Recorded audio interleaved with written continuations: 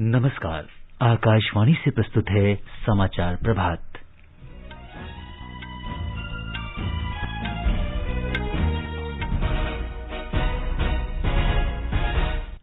प्रधानमंत्री नरेंद्र मोदी आज कोविड महामारी की वर्तमान स्थिति की समीक्षा के लिए उच्च स्तरीय बैठक की अध्यक्षता करेंगे। वे अधिक संक्रमण वाले राज्यों के मुख्यमंत्रियों के साथ बातचीत भी करेंगे। वित्त मंत्री निर्मला सीतारामन ने भारतीय बीमा विनियामक और विकास प्राधिकरण से कोविड मरीजों के कैशलेस उपचार के दावों की समय से स्वीकृति सुनिश्चित करने को कहा।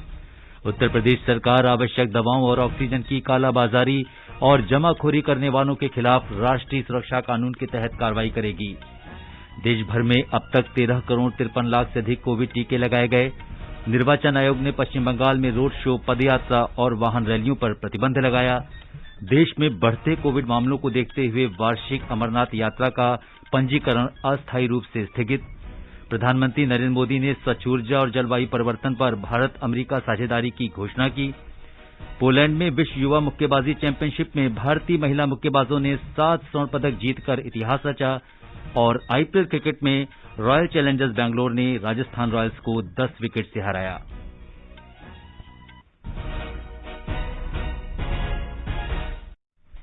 समाचार प्रभात में देवेंद्र त्रिपाठी के साथ मैं सिद्धार्थ सिंह। कोविड मरीजों की संख्या फिर से बढ़ रही है। श्रोताओं से अपील है कि कोई भी कोताही न बरतें, सुरक्षा के सभी उपायों का पालन करें और 45 वर्ष से अधिक आयु के सभी लोग निसंकोच टीका लगवाएं। सुरक्षित रहें और 3 आसान उपायों का पालन करें। मास्क पहनें, 2 गज दूरी है जरूरी, सुरक्षित दूरी बनाए रखें, हाथ और मुंह साफ रखें। और अब समाचार विस्तार से। प्रधानमंत्री नरेंद्र मोदी मौजूदा कोविड स्थिति की समीक्षा के लिए आज उच्च स्तरीय बैठक करेंगे। इसे लेकर उन्होंने पश्चिम बंगाल का आज का दौरा रद्द कर दिया है। आज सुबह प्रधानमंत्री एक आंतरिक बैठक में कोविड स्थिति की समीक्षा करेंगे। वे अधिक संक्रमण वाले राज्यों के मुख्यमंत्रियों से भी बातचीत करेंगे। दिन में प्रधानमंत्री देश के प्रमुख ऑक्सीजन निर्माताओं के साथ वीडियो कॉन्फ्रेंस के जरिए बैठक करेंगे। आज शाम श्री मोदी पश्चिम बंगाल के बीरभूम, कोलकाता, मालदा और मुर्शिदाबाद के मतदाताओं को वर्चुअली संबोधित करेंगे। केंद्र ने राज्यों और केंद्र शासित प्रदेशों को निर्देश दिया है कि वे विभिन्न राज्यों के बीच मेडिकल ऑक्सीजन की आवाजाही पर कोई रोक न लगाएं। परिवहन अधिकारियों को ये निर्देश देने को भी कहा गया है कि वे ऑक्सीजन ले जाने वाले वाहनों की एक राज्य से दूसरे राज्य में मुक्त रूप से आवाजाही की अनुमति दें। केंद्रीय गृह सचिव और राष्ट्रीय कार्यकारी समिति के अध्यक्ष अजय कुमार भल्ला ने राज्यों और केंद्र शासित प्रदेशों के मुख्य सचिवों और प्रशासकों को इस बारे में पत्र लिखा है। उच्चतम न्यायालय ने कल केंद्र से कहा है कि वो उपचार में काम आने वाली ऑक्सीजन और आवश्यक दवाओं की आपूर्ति तथा कोविड टीकाकरण से संबंधित मुद्दों पर राष्ट्रीय नीति तैयार करे। देश में महामारी की गंभीर स्थिति का स्वतः संज्ञान लेते हुए प्रधान न्यायाधीश न्यायमूर्ति एस.ए. बोबडे की अध्यक्षता वाली पीठ ने कहा कि वो कोविड महामारी के प्रकोप के दौरान लॉकडाउन लगाने की उच्च न्यायालयों की न्यायिक शक्तियों की जांच करेगी। वित्त मंत्री निर्मला सीतारामन ने भारतीय बीमा विनियामक और विकास प्राधिकरण इरडा से कोविड मरीजों के कैशलेस उपचार के दावों की समय से स्वीकृति सुनिश्चित करने को कहा है। कुछ अस्पतालों द्वारा कैशलेस बीमा मना करने की खबरों पर वित्त मंत्री ने इरडा के अध्यक्ष एस.सी. खुंटिया से बात की।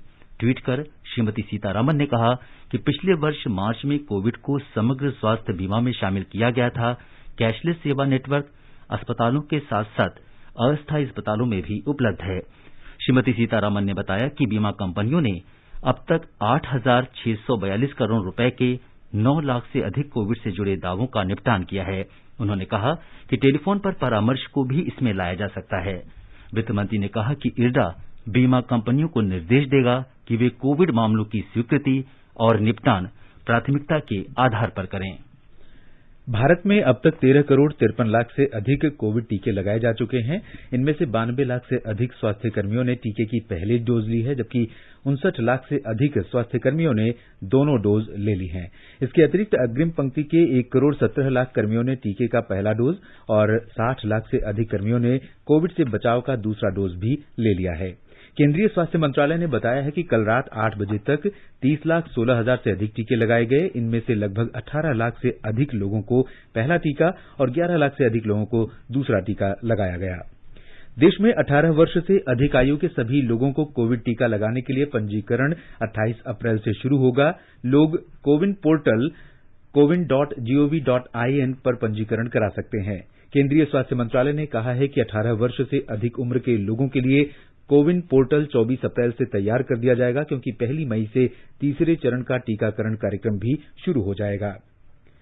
नागर विमानन मंत्रालय और नागर विमानन महानिदेशालय ने भारतीय आयुर्विज्ञान अनुसंधान परिषद ICMR को IIT कानपुर के साथ मिलकर ड्रोन विमानों के जरिए कोविड-19 टीके पहुंचाने का व्यवहारिक अध्ययन करने की सशर्त छूट दे दी है।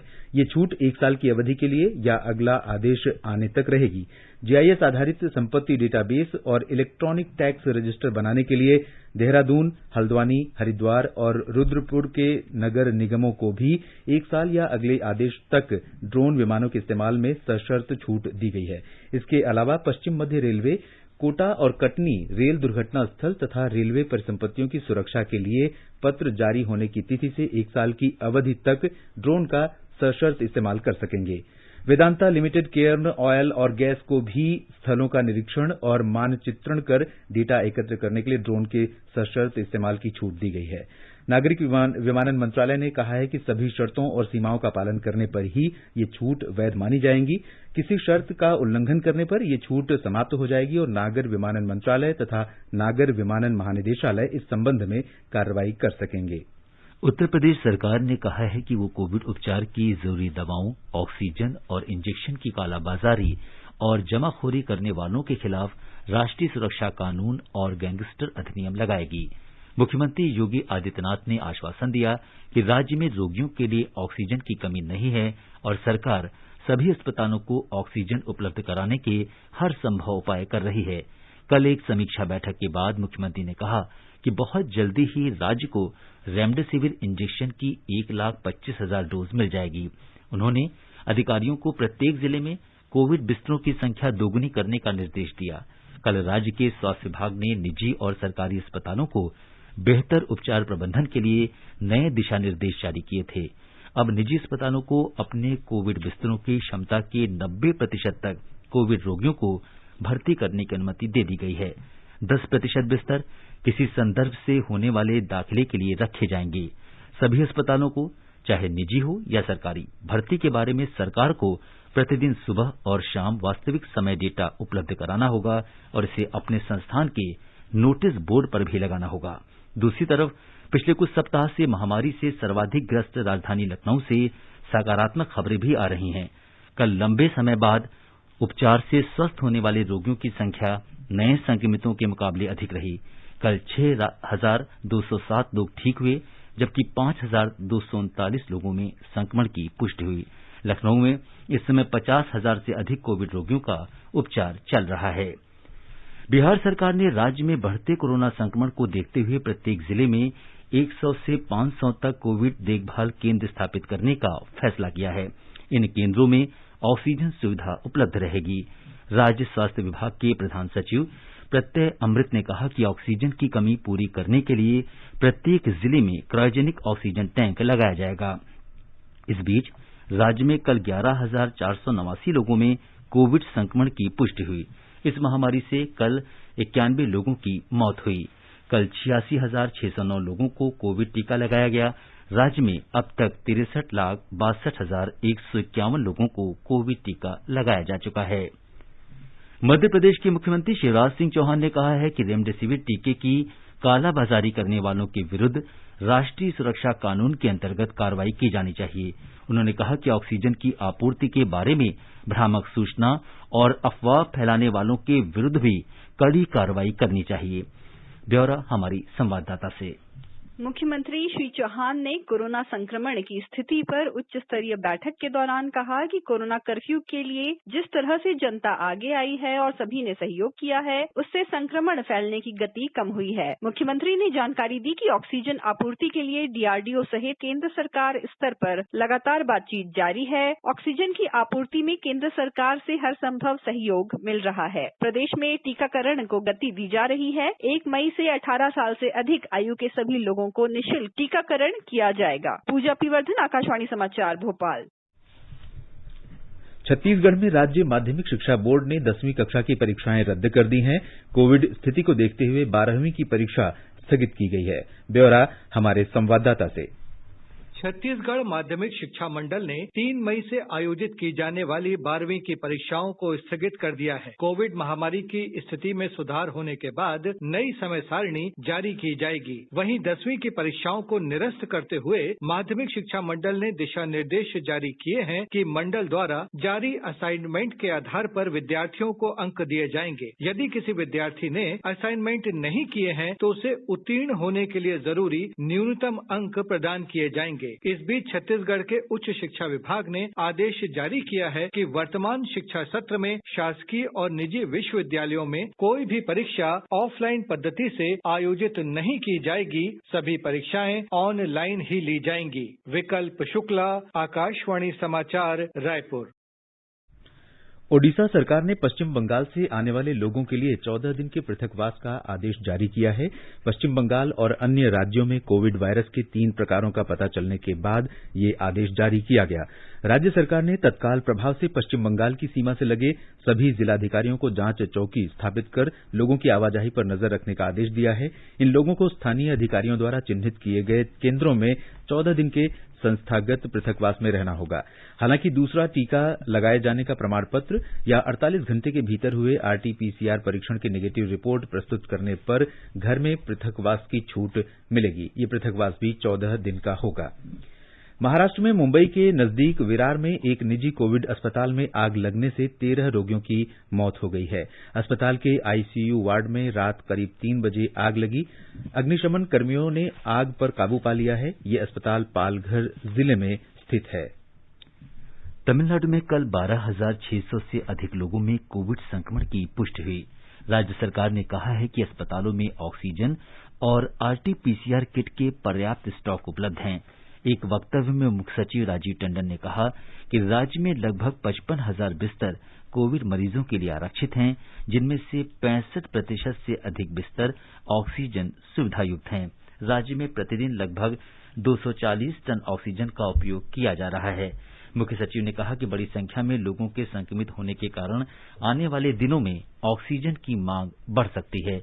वहीं दूसरी ओर राज्य में कोविड टीकाकरण अभियान को भी बढ़ावा दिया जा रहा है।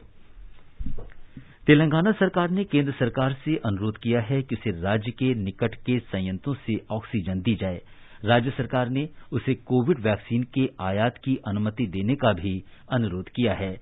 राज्य के चिकित्सा और स्वास्थ्य मंत्री ई राजेंद्र ने हैदराबाद में संवाददाता सम्मेलन में ये जानकारी दी।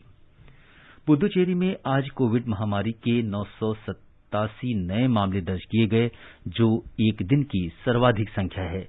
इसके अलावा प्रदेश में 4 मौत भी हुई है, जिससे महामारी का प्रकोप फैलने से बाद से अब तक मृतकों की कुल संख्या 726 हो गई है।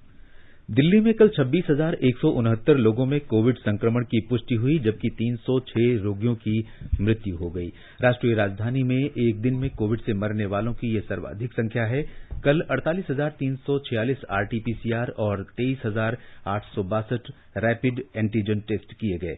दिल्ली में संक्रमण दर 36.24% हो गई है। कल 19,609 रोगी संक्रमण मुक्त हुए। इसके साथ ही कोविड से स्वस्थ होने वाले लोगों की संख्या 8,51,537 हो गई है। दिल्ली में फिलहाल 91,618 रोगियों का उपचार चल रहा है, जबकि इस महामारी से मरने वालों की संख्या 13,193 हो गई है। राष्ट्रीय राजधानी में कोविड संक्रमित होने वाले लोगों की कुल संख्या 9,56,348 है। दिल्ली में कल 53,673 लोगों को कोविड रोधी टीके लगाए गए। स्वास्थ्य मंत्रालय ने वयस्क कोरोना मरीजों के उपचार के लिए संशोधित क्लिनिकल दिशा निर्देश जारी किए हैं। एम्स, आईसीएमआर, कोविड-19 राष्ट्रीय कार्यबल और मंत्रालय के अंतर्गत संयुक्त निगरानी समूह डीजीएचएस ने कहा है कि संक्रमण के लक्षण मिलने के 10 दिन के भीतर आपात स्थिति में रेमडेसिविर को केवल उन मरीजों को दिया जा सकता है जिन्हें मध्यम से गंभीर लक्षण हो और जिन्हें ऑक्सीजन की आवश्यकता हो। गुर्दे या लीवर की गंभीर बीमारी से जूझ रहे मरीजों को रेमडेसिविर नहीं दी जा सकती। जो मरीज ऑक्सीजन सपोर्ट पर नहीं है या जो घर में हैं, उन्हें रेमडेसिविर लेने की जरूरत नहीं है। दिशा निर्देशों में कहा गया है कि टोसिलिजुम्ब दवा के ऑफ लेवल इस्तेमाल की मंजूरी मुख्यतः संक्रमण में आने के 24 घंटे या 48 घंटे के भीतर या आईसीयू में भर्ती होने पर गंभीर स्थिति के लिए दी गई है।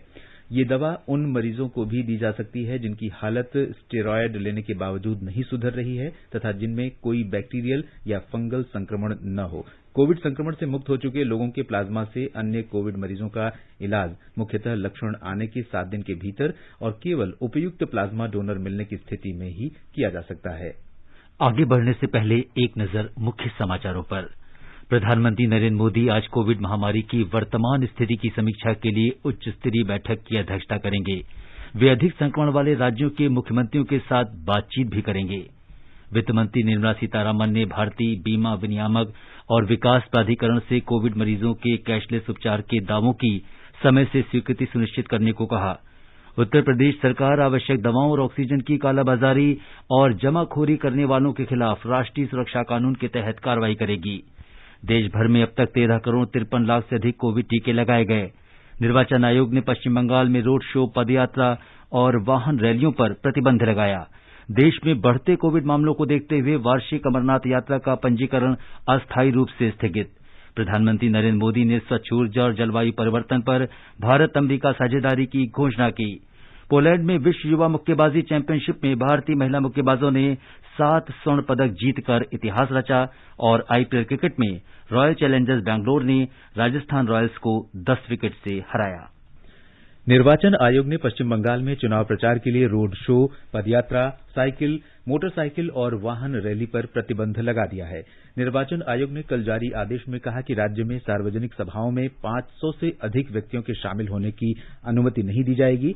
नए प्रावधान चुनाव की समाप्ति तक लागू रहेंगे। कई राजनीतिक दलों के चुनाव अभियान के दौरान कोविड दिशा निर्देशों का पालन नहीं किए जाने का कड़ा संज्ञान लेते हुए निर्वाचन आयोग ने ये आदेश जारी किया है। निर्वाचन आयोग ने यह भी बताया कि पश्चिम बंगाल में विधानसभा चुनाव के छठे चरण में कल 79.09% मतदान हुआ है। आयोग ने कहा कि 43 विधानसभा निर्वाचन क्षेत्रों में फैले सभी 14,480 मतदान केंद्रों पर मतदान शांतिपूर्ण रहा। उन्होंने कहा कि मतदाताओं ने सैनिटाइजेशन और सुरक्षित दूरी के कोविड उपयुक्त नियमों का पालन कर मिसाल कायम की है। पश्चिम बंगाल में विधानसभा चुनाव के 7वें और 8वें चरण के लिए प्रचार तेज हो गया है। 7वें चरण के चुनाव में सोमवार को 36 निर्वाचन क्षेत्रों में वोट डाले जाएंगे। 8वें और अंतिम चरण का मतदान अगले बृहस्पतिवार को होगा। इस चरण में 35 निर्वाचन क्षेत्रों में वोट डाले जाएंगे। वोटों की गिनती अगले महीने की 2 तारीख को होगी। ओडिशा में पिपली विधानसभा सीट के उपचुनाव के लिए मतदान की नई तारीख निर्धारित की गई है। अब वहां अगले महीने की 16 तारीख को वोट डाले जाएंगे। इससे पहले 13 मई को मतदान किया जाना था। देश में बढ़ते कोरोना संक्रमण को देखते हुए श्री अमरनाथ जी श्राइन बोर्ड ने इस वर्ष की अमरनाथ यात्रा के लिए पंजीकरण अस्थायी रूप से स्थगित कर दिया है। श्राइन बोर्ड ने एक ट्वीट में कहा कि कोविड स्थिति की लगातार निगरानी की जा रही है। स्थिति में सुधार होते ही पंजीकरण फिर शुरू कर दिया जाएगा। 56 दिन की वार्षिक अमरनाथ यात्रा 28 जून से शुरू होनी है, जो 22 अगस्त तक चलेगी। यात्रा के लिए ऑनलाइन रजिस्ट्रेशन 1 अप्रैल से शुरू हुआ था, जिसे अभी रोक दिया गया है। प्रधानमंत्री नरेंद्र मोदी ने स्वच्छ ऊर्जा और जलवायु परिवर्तन पर अमेरिका भारत साझेदारी की घोषणा की है। लीडर्स जलवायु शिखर सम्मेलन को वीडियो कॉन्फ्रेंस के माध्यम से संबोधित करते हुए श्री मोदी ने भारत अमेरिका जलवायु और स्वच्छ ऊर्जा एजेंडा 2030 साझेदारी के शुभारंभ की घोषणा की। ये साझेदारी सुलभ हरित वित्त यानी पर्यावरणीय सुधार पर निवेश और स्वच्छ प्रौद्योगिकी तक विकासशील देशों की पहुंच के लिए प्रतिमान बन सकती है। श्री मोदी ने कहा कि साथ मिलकर हम निवेश और स्वच्छ प्रौद्योगिकी को बढ़ावा देंगे और हरित पर्यावरण सहयोग बढ़ाएंगे। As a climate responsible developing country, India welcomes partners to create templates of sustainable development in India. This can also help other developing countries who need affordable access to green finance and clean technologies. That is why President Biden and I are launching the India-US Climate and Clean Energy Agenda 2030 Partnership. Together, we will help mobilize investments, demonstrate clean technologies, and enable green collaborations. जलवायु परिवर्तन की चुनौती से निपटने के लिए ठोस कार्रवाई पर बल देते हुए प्रधानमंत्री ने कहा कि ये कार्रवाई वैश्विक स्तर पर बड़े पैमाने पर और तेज गति से होनी चाहिए। उन्होंने कहा कि वर्ष 2030 तक 450 गीगावाट नवीकरणीय ऊर्जा प्राप्त करने का भारत का लक्ष्य हमारी प्रतिबद्धता दर्शाता है। Concrete action is needed. We need such action at a high speed, on a large scale, and with a global scope. We in India are doing our part. Our ambitious renewable energy target of 450 gigawatts by 2030 shows our commitment. Despite our development challenges, we have taken many bold steps on clean energy, energy efficiency, afforestation, and biodiversity. Shri Modi ने कहा कि विकास संबंधी चुनौतियों के बावजूद हमने स्वच्छ ऊर्जा, ऊर्जा सक्षमता, वन लगाने और जैव विविधता की रक्षा के लिए अनेक ठोस उपाय किए हैं। स्वामी विवेकानंद के कथन उठो, जागो और लक्ष्य प्राप्त होने तक रुको मत का उल्लेख करते हुए श्री मोदी ने इस दशक को जलवायु परिवर्तन के विरुद्ध ठोस कार्रवाई का दशक बनाने की अपील की। उन्होंने विश्व के सभी देशों से सतत जीवन शैली अपनाने की अपील करते हुए कहा कि कोविड बाद के दौर में आधारभूत शैली की ओर लौटना आर्थिक रणनीति के लिए महत्वपूर्ण होगा। स्वच्छ ऊर्जा पर भारत और अमेरिकी साझेदारी वर्ष 2030 तक 450 गीगावाट नवीकरणीय ऊर्जा का लक्ष्य हासिल करने में सहायक होगी। अमेरिका के राष्ट्रपति जो बाइडेन की पहल पर आयोजित इस बैठक में अमेरिका, जापान और कनाडा सहित कई देशों ने वर्ष 2030 तक कार्बन उत्सर्जन कम करने की कार्य योजना घोषित की। लीडर्स सम्मेलन का उद्देश्य विश्व की बड़ी अर्थव्यवस्थाओं को ग्रीन हाउस गैस उत्सर्जन में कमी लाने और तापमान बढ़ोतरी 2 डिग्री सेल्सियस से नीचे रखने सहित पेरिस जलवायु संधि के लक्ष्य पूरे करने में तेजी लाने के लिए प्रेरित करना है। प्रसिद्ध संगीतकार जोड़ी नदीम श्रवण के श्रवण राठौर का कल शाम निधन हो गया। 66 वर्षीय श्रवण कोविड संक्रमण से पीड़ित थे। उन्हें मुंबई के एक निजी अस्पताल में भर्ती कराया गया था। और अब खेल समाचार, आइए सुनते हैं। आईपीएल क्रिकेट में कल रॉयल चैलेंजर्स बेंगलोर ने राजस्थान रॉयल्स को 10 विकेट से हराकर शानदार जीत दर्ज की। मुंबई के वानखेड़े स्टेडियम में पहले बल्लेबाजी करते हुए राजस्थान की टीम ने 9 विकेट पर 177 रन बनाए। 43 रन पर 4 विकेट गंवा चुकी टीम को शिवम दुबे, रियान पराग और राहुल तेवतिया ने संभाला। शिवम दुबे ने सबसे ज्यादा 46 रन की पारी खेली। रियान ने 25 और तेवतिया ने 40 रन बनाए। रॉयल चैलेंजर्स के मोहम्मद सिराज और हर्षल पटेल ने 3-3 विकेट लिए। 178 रन के लक्ष्य का पीछा करते हुए रॉयल चैलेंजर्स ने देवदत्त पड्डीकल और विराट कोहली की धुआंधार पारी की बदौलत 17वें ओवर में 181 रन बनाकर मैच अपने नाम कर लिया। पड्डीकल ने 101 और कोहली ने 72 रन बनाए। इसके साथ ही कप्तान विराट कोहली आईपीएल में 6000 रन पूरे करने वाले पहले बल्लेबाज बन गए हैं। आज आईपीएल के 17वें मैच में मुंबई इंडियंस और पंजाब किंग्स आमने सामने होंगे। ये मैच चेन्नई के एमए चिदम्बरम स्टेडियम में शाम 7:30 बजे खेला जाएगा। दोनों टीमों के बीच अब तक खेले गए 26 मैचों में से मुंबई ने 14 जबकि पंजाब ने 11 मैच जीते हैं। एक मैच टाई रहा जिसे पंजाब ने आखिरकार सुपर ओवर में अपने नाम किया। इस बीच सनराइजर्स हैदराबाद के गेंदबाज टी नटराजन घुटने की चोट के कारण आईपीएल के अन्य मुकाबले नहीं खेल पाएंगे। इस सीजन के पहले 2 मैचों में 2 विकेट लेने के बाद नटराजन पिछले 2 मैचों में नहीं खेल पाए हैं। क्रिकेट जगत से ही एक अन्य खबर, श्रीलंका के साथ चल रहे पहले टेस्ट मुकाबले में बांग्लादेश का दबदबा कायम है। कल मैच के दूसरे दिन का खेल समाप्त होने तक बांग्लादेश ने नजमुल हुसैन शांतो और कप्तान मोमिनुल हक की शानदार पारी की बदौलत 4 विकेट पर 474 रन बना लिए थे। शांतो ने 163 और मोमिनुल हक ने 127 रन बनाए। मुक्केबाजी के रिंग से भारत के लिए सुनहरी खबर। भारतीय महिला मुक्केबाजों ने पोलैंड के केल्से में युवा विश्व मुक्केबाजी चैंपियनशिप में 7 स्वर्ण जीतकर इतिहास रच दिया है। गीतिका ने 48 किलो भार वर्ग में, बीबी रोजिसाना चानू ने 51 किलो में, पूनम ने 57 किलो, विंका ने 60, अरुंधति चौधरी ने 69, थोकचोम सानामाचू चानू ने 75 किलो और अल्फिया पठान ने 81 प्लस किलो भार वर्ग में स्वर्ण पदक हासिल किए। महिला मुक्केबाजों का ये शानदार प्रदर्शन रहा। इससे पहले 2017 में इसी चैंपियनशिप में भारतीय महिलाओं ने 5 स्वर्ण पदक जीते थे। ये समाचार हमारी वेबसाइट newsonair.com/hindi पर भी उपलब्ध हैं। और देवेंद्र, अब बताएं कि आज के समाचार पत्रों में क्या विशेष है। जी सिद्धार्थ, प्रधानमंत्री नरेंद्र मोदी द्वारा देश में मेडिकल ऑक्सीजन की उपलब्धता और इसकी आपूर्ति को लेकर उच्च स्तरीय समीक्षा बैठक और शीर्ष अधिकारियों से ऑक्सीजन का उत्पादन बढ़ाने, उसके वितरण की गति तेज करने और अस्पतालों में इसके उपयोग के नए तरीकों का पता लगाने की जरूरत पर बल देने को सभी अखबारों ने अपनी सुर्खी बनाया है। जनसत्ता की सुर्खी है, ऑक्सीजन की जमाखोरी पर कड़ी कार्रवाई करें राज्य। दैनिक जागरण ने पीएम के निर्देश के बाद गृह मंत्रालय के हवाले से लिखा है, ऑक्सीजन आपूर्ति में बाधा तो नपेंगे डीएम, आपदा प्रबंधन कानून के तहत एसपी पर भी होगी कार्रवाई।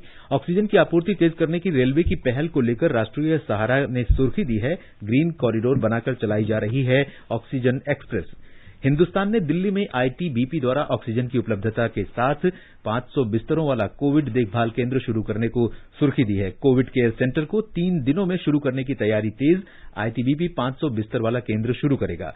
कोरोना के बढ़ते संक्रमण के बीच हरिभूमि ने एम्स नई दिल्ली के निदेशक डॉक्टर रणदीप गुलेरिया के हवाले से लिखा है, डबल मास्क पहनना कोरोना संक्रमण से बचाव का ज्यादा कारगर उपाय। हरिभूमि ने भारतीय वायुसेना की ताकत बढ़ी शीर्षक से लिखा है, 8000 किलोमीटर का सफर तय कर 4 राफेल लड़ाकू विमान भारत पहुंचे। भारत के पास अब राफेल की 18 विमानों की स्क्वाड्रन पूरी। केंद्रीय माध्यमिक शिक्षा बोर्ड द्वारा राष्ट्रीय शिक्षा नीति के अंतर्गत सत्र 2021-22 से परीक्षा पैटर्न में बदलाव। दैनिक जागरण में है, पत्र लिखता है, अब छात्रों से योग्यता आधारित प्रश्न अधिक पूछे जाएंगे, साथ ही ऐसे प्रश्नों को भी तरजीह दी जाएगी जो वास्तविक जीवन से जुड़े होंगे। इससे विद्यार्थियों में रचनात्मक सोच विकसित होगी। अंत में मुख्य समाचार एक बार फिर। प्रधानमंत्री नरेंद्र मोदी आज कोविड महामारी की वर्तमान स्थिति की समीक्षा के लिए उच्च स्तरीय बैठक की अध्यक्षता करेंगे। वे अधिक संक्रमण वाले राज्यों के मुख्यमंत्रियों के साथ बातचीत भी करेंगे। वित्त मंत्री निर्मला सीतारामन ने भारतीय बीमा विनियामक और विकास प्राधिकरण से कोविड मरीजों के कैशलेस उपचार के दावों की समय से स्वीकृति सुनिश्चित करने को कहा। उत्तर प्रदेश सरकार आवश्यक दवाओं और ऑक्सीजन की कालाबाजारी और जमाखोरी करने वालों के खिलाफ राष्ट्रीय सुरक्षा कानून के तहत कार्रवाई करेगी। देश भर में अब तक 13 करोड़ 53 लाख से अधिक कोविड टीके लगाए गए। निर्वाचन आयोग ने पश्चिम बंगाल में रोड शो, पदयात्रा और वाहन रैलियों पर प्रतिबंध लगाया। देश में बढ़ते कोविड मामलों को देखते हुए वार्षिक अमरनाथ यात्रा का पंजीकरण अस्थायी रूप से स्थगित।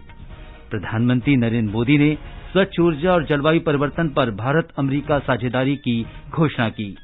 पोलैंड में विश्व युवा मुक्केबाजी चैंपियनशिप में भारतीय महिला मुक्केबाजों ने 7 स्वर्ण पदक जीतकर इतिहास रचा। और आईपीएल क्रिकेट में रॉयल चैलेंजर्स बेंगलोर ने राजस्थान रॉयल्स को 10 विकेट से हराया। इसके साथ ही समाचार प्रभात का ये अंक समाप्त हुआ। नमस्कार।